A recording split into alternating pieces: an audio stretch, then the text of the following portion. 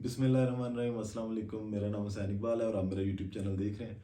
अगर अभी तक आपने चैनल को सब्सक्राइब नहीं किया तो चैनल को सब्सक्राइब करें और कमेंट सेक्शन में मैं अपनी कीमती राय से आगाह करें। जनाब, किस लीडर का कितना बड़ा कद है, इस चीज़ का अंदाज़ा आप उसके जेल के अंदर रवैये से लगा सकते हैं। अब पाकिस्तान के अंदर भी जुल्फ़िकार अली भुट्टो साहब ने जिस तरह जेल काटी और उनको फांसी के फंदे तक पहुंचाया गया, उसके बाद उनके कद में कितना इजाफा हुआ, इसमें किसी को कोई शक नहीं है। इसके साथ साथ जनाब नवाज शरीफ साहब ने भी जिस तरह जेल काटी और जिस तरह खुद को जिला वतन किया और बीमारी का बहाना करके डील के तहत वो पाकिस्तान से बाहर गए, ये चीज़ किसी से ढकी छुपी नहीं रही। कुछ चंद रुपयों के स्टाम्प के ऊपर उनकी ज़मानत दी गई अदालतों की जानिब से, उनकी बीमारी की बुनियाद पर, और उनको जो है वो लंदन भेज दिया गया।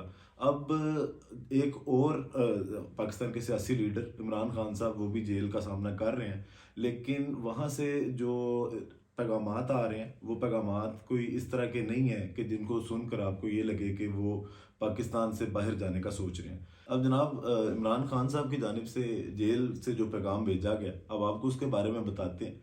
एक बड़े क्रेडिबल सहाफ़ी हैं शाकिर महमूद अवान साहब, उन्होंने इमरान खान साहब का पैगाम लोगों को दिया है कि वो, इमरान खान साहब का भी ये कहना है कि ना डील चाहिए ना ढील चाहिए। मतलब वो जेल में मजबूती से जेल का सामना करेंगे, केसेस का मुकाबला करेंगे, लेकिन उनका जीना मरना पाकिस्तान में ही है।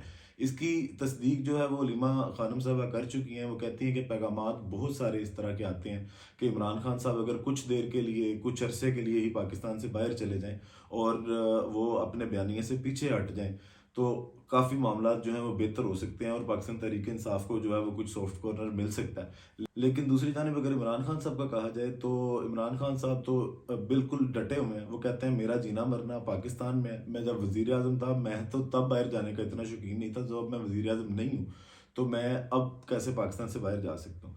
इवन इमरान खान साहब के जो नाकदीन है, जो नाकिद है इमरान खान साहब के, वो भी यही कहते हैं कि इमरान खान साहब जो हैं वो मुश्किल है कि उनको तोड़ा जाए और वो पाकिस्तान से बाहर जाएं।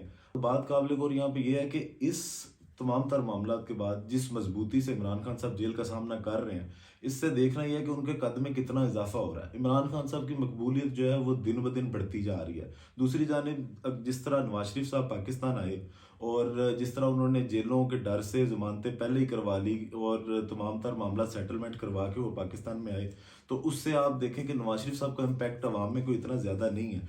और इमरान खान साहब दूसरी जानिब जो डट के जेल का मुकाबला कर रहे हैं और वो जेल के अंदर से भी भरपूर सियासत कर रहे हैं, और उनका कोई ना कोई आए रोज़ वहाँ से बयान आता है, और पाकिस्तान तहरीक इंसाफ भी जिस तरह इलेक्शन की तारीख के बाद मुतहरिक हुई है, तो दोनों के इम्पैक्ट में बहुत ज़्यादा फ़र्क आ रहा है। नवाज शरीफ साहब अगर 2-4 दिन आते, जेल काटते, जिस तरह के खुर्शीद शाह साहब ने भी कहा था कि उससे नवाज शरीफ साहब का कद बड़ा ही होता, छोटा ना होता।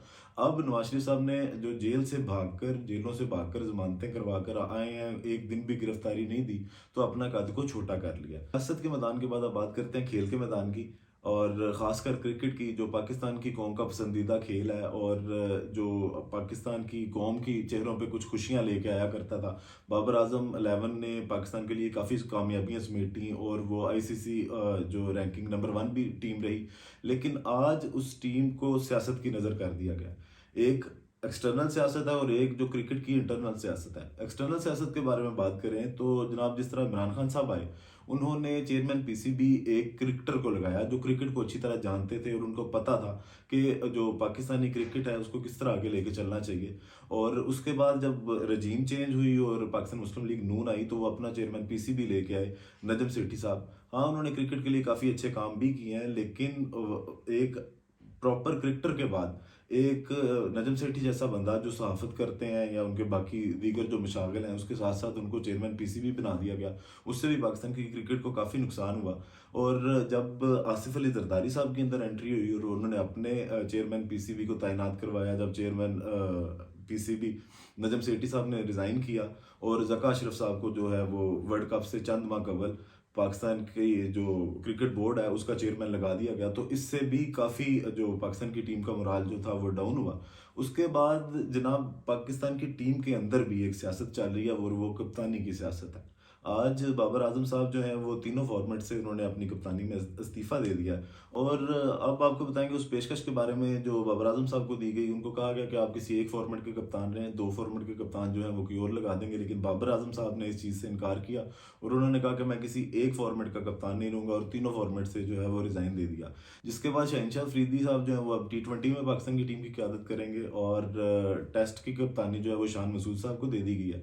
अब इसमें जनाब ये बातें तो काफ़ी देर से चल रही थी कि जो शाहिद अफरीदी साहब हैं वो कहीं अपने दामाद के लिए, शहीन अफरीदी के लिए जो है वो तमाम तर सियासत जो क्रिकेट में कर रहे हैं और वो चाहते हैं कि शहनशाह अफरीदी जो है वो पाकिस्तान की क़यादत करें। तो आज वो अपने मकसद में कामयाब हो गए हैं। कुछ सहाफ़ी जो इसी एजेंडे पे काम कर रहे थे, जिनका तकरीबन तमाम लोगों को पता है, वो भी आज इस मामले में और अपने एजेंडे में कामयाब हो गए हैं। इसके साथ-साथ अगर देखा जाए तो भारत में बड़ी तनकीद की जा रही थी बाबर आज़म की कप्तानी पर जब पाकिस्तान वर्ल्ड कप में वहाँ पे शिरकत कर रहा था। लेकिन आज जब बाबर आज़म साहब ने रिज़ाइन किया तो सबसे ज़्यादा जो फ़ेवर में भी बातें आई हैं वो भारत की जानिब से आई हैं बाबर आज़म के।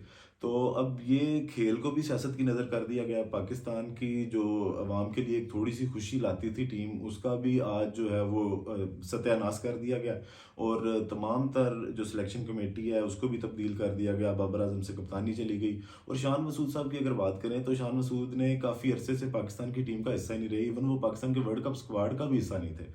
काफ़ी अरसे से जो है वो स्क्वाड से बाहर थे और अचानक उनको लेके आया जाता है और ला के उनको कप्तान बना दिया जाता है। तो यही सारी चीज़ें हैं जिन्होंने पाकिस्तान की क्रिकेट को पहले बर्बाद किया। और मसला सिर्फ यही है कि हम जब इवेंट में जाते हैं तो हमें कुदरत के निज़ाम का इंतज़ार होता है कि कोई कुदरत का निज़ाम जो है वो कोई इस तरह का सारे हालात पैदा कर दे कि पाकिस्तान जो है वो खुद कुछ ना करे, कोई टीम किसी से हार जाए, कोई टीम किसी से हार जाए, कहीं बारिश हो जाए और उसके बाद पाकिस्तान जो है वो शॉर्टकट से कहीं आगे सेमीफाइनल्स में या जो डिसाइडर्स होते हैं उनमें चली जाए। पर हर बार ऐसा नहीं होता। इसके साथ-साथ अब अगर देखें तो हर वर्ल्ड कप की हिस्ट्री है कि जब भी पाकिस्तान की टीम वर्ल्ड कप में जाती है तो उसकी ऐसी सिलेक्शन कर दी जाती है, पता नहीं कौन किस मेरिट की बुनियाद पर जो है वो टीम को सिलेक्ट किया जाता है। और उसके बाद जब वर्ल्ड कप में बुरी परफॉर्मेंस होती है तो हमेशा से यही होता है कि जनाब जो क्रिकेट ऑफिशियल्स हैं उनको चेंज किया जाता है, कोचेस चेंज किए जाते हैं, बॉलिंग कोचेस चेंज किए जाते हैं और कप्तानी जो है वो भी छीन ली जाती है। तो ये हमारी हमेशा की रविश बनती जा रही है। बाकी वीडियो का अख्ताम इसी दुआ के साथ कि अल्लाह ताला पाकिस्तान पर अपनी रहमतें नाजिल करे और 25 करोड़ अवाम की मुश्किलात में जो है वो आसानियाँ पैदा करे। पाकिस्तान जिंदाबाद।